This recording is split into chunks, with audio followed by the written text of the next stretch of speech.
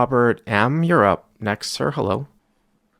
Hey, how's it going? How's it going, Robert? If I remember correctly, you got a pretty large hand here, right? Where is this one played out of? The Lodge in Ah, Austin. okay. Large. Is it? How's it over there? It's pretty good. They cap the games, which I think has been like overall better for them in a lot of ways. Like at least at mid stakes, um, they got a big poster review. They've had that for quite some time. Are you saying that these games are not match the stack, or just at the lowest levels?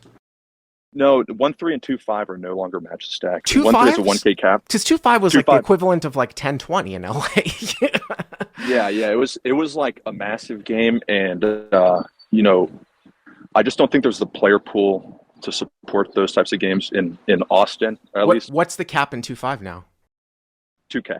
So has TCH followed along with that? I'm very intrigued, by the way.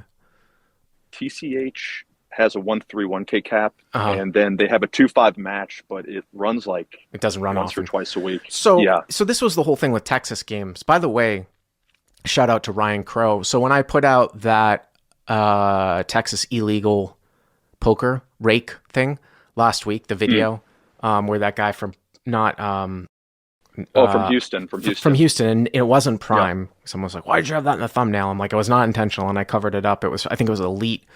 So I know the owner of TCH. His name Ryan Crow, and Those rooms are like. Oh, I'm sorry. Go ahead.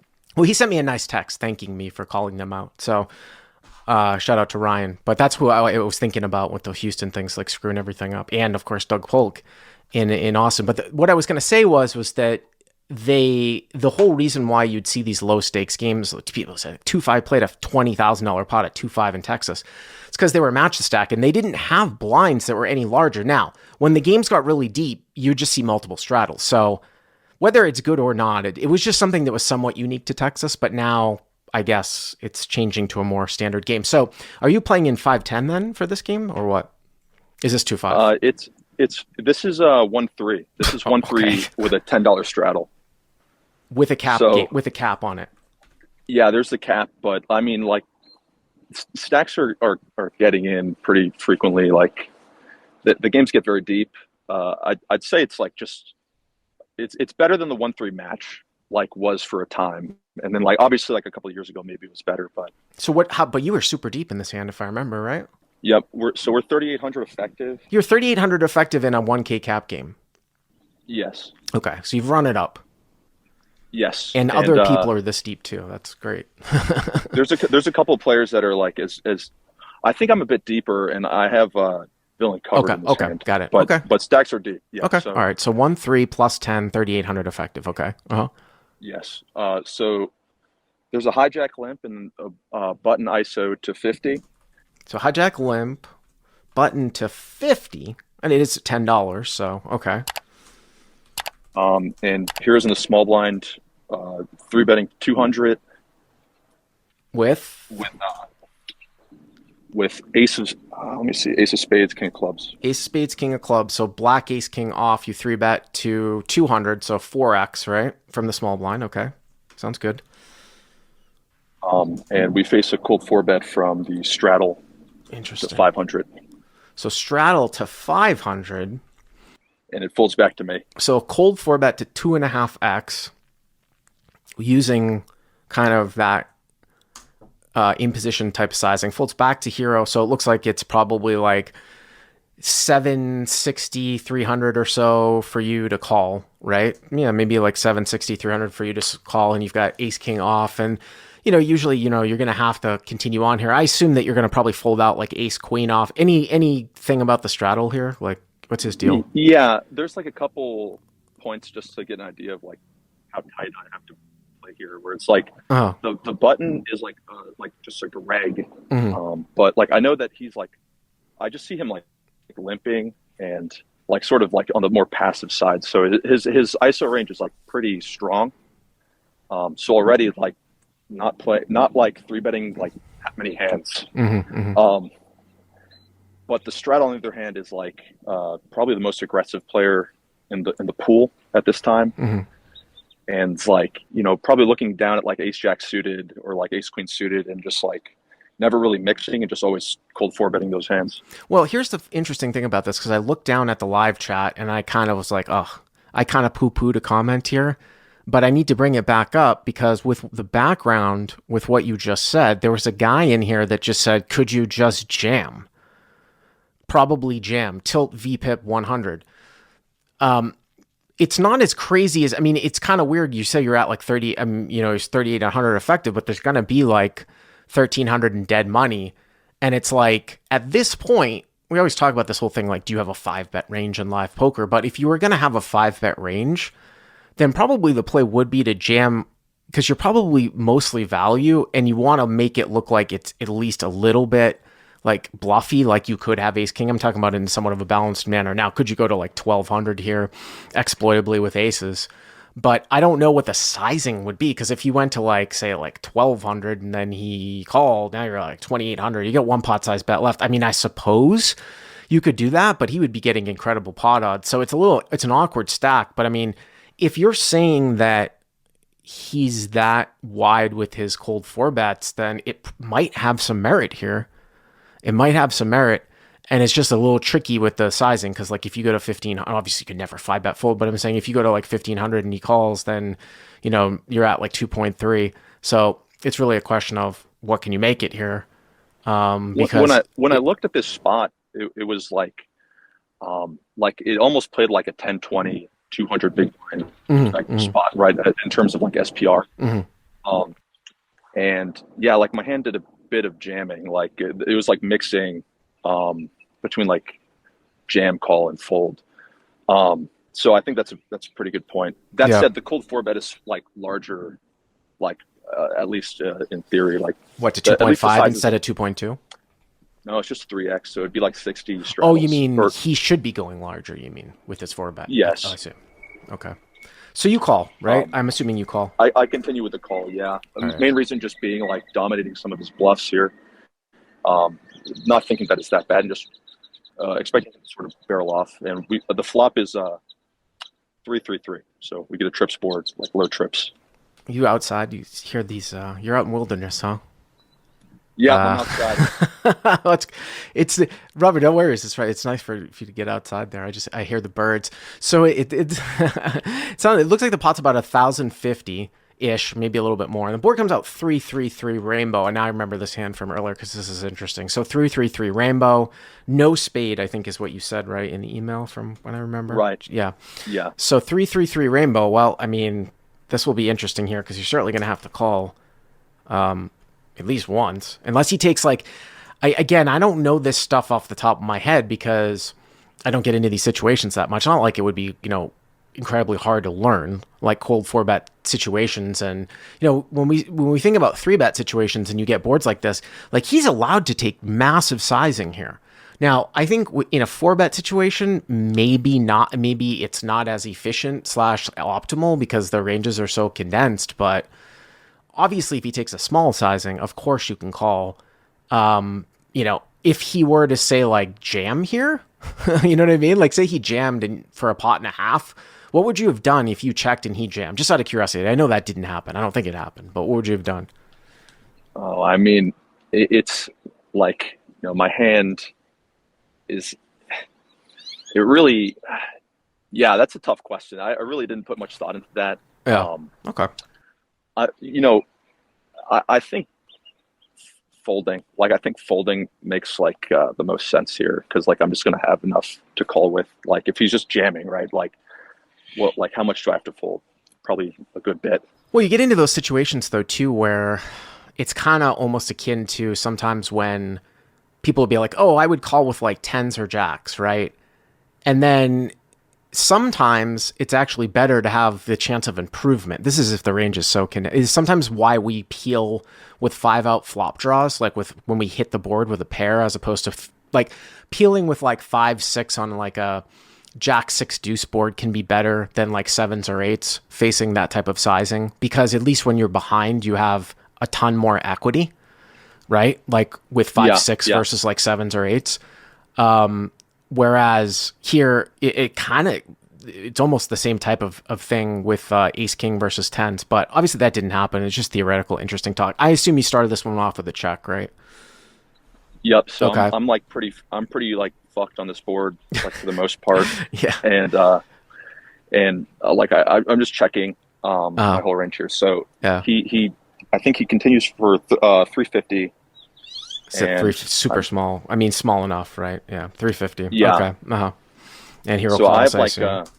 yeah, I have a pretty clear call here. I think on your point of like Ace King being like the best drawing hand, like yeah, that's like the nut drawing hand on this on these types of boards is just like Ace King high, Let right? me throw out a little wrinkle here too, because I remember talking to a buddy about this exact situation 15 years ago. He used to throw this play, and this is more extreme, and it really has to do with the fact that really has to do with. I mean, it's a really tight four betting range, but there could be a case that could be made here where you could actually sometimes check raise all in as a semi bluff if you thought the guy had like tens, jacks, and queens and might fold. Can you follow me here? Like your hand looks like aces and kings a ton. Um, I think like yeah. Yeah, Go so ahead. I know it's just a food for thought. But Yeah, anyways, I consider I do consider like check raising this board, but it's it kind of went back to like my opponent just being like very aggressive, where it's like I don't know if I'm leveraging a lot of fold equity. I'm more just like hoping that he's barreling off with like ace jack or something like that. Like when I if I were to like check jam as a bluff.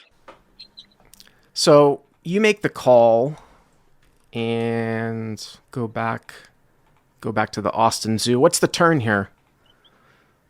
Deuce, like just like a rainbow deuce. Deuce X. So it's 3-3-3. Sorry, I got so wrapped up in this hand. I haven't repeated the action again. Button to 50, hero 3 bets to 200, ace king, cold 4 bet to 500, hero calls, 3,800 effective, 3-3-3, check, 350 call, pot 1750, turns a deuce, and these guys have like, 3,000 or so left. Okay. Yes, so there's still a lot of money to like get in here, and I check straddle bet 700, and here again I decide to call, although it feels like more like my hand is like just indifferent. So 700 into 1750, so you're getting 3.5 to 1 here. And I think honestly, if this guy's using this type of sizing, content reference, CL Fifth Street Chicken for all you CLPers, I'm going to make right here. And click on the link down below. I think that your hand has enough. There's two good things that are going on here in terms of his sizing and what your hand properties are here. Your hand can be good some of the time. Actually, it might even be three things. Your hand can be good some of the time where you might win without showdown if he just gives up at the end. You also can sometimes get this bluffing equity where your hand doesn't really look a ton like ace king, and if one of those cards comes, he might bluff at it, and you get that equity as well. So I think that's just two things. I thought that there was a third thing here too, but maybe just the pot odds. I mean, you're getting like 3.5 to 1. I mean, if he had queens here, you'd only have 6 outs. I mean, you'd probably need like something like 6 to 1. But I'm not necessarily convinced that you don't have the best hand necessarily now. So I think I probably would call here again and then see how the river develops and see what happens at the end. So it sounds like to me you called, right? I do call. Yep. What do you make of like his like bet sizing here, where it's like I think he's using like less than half pot.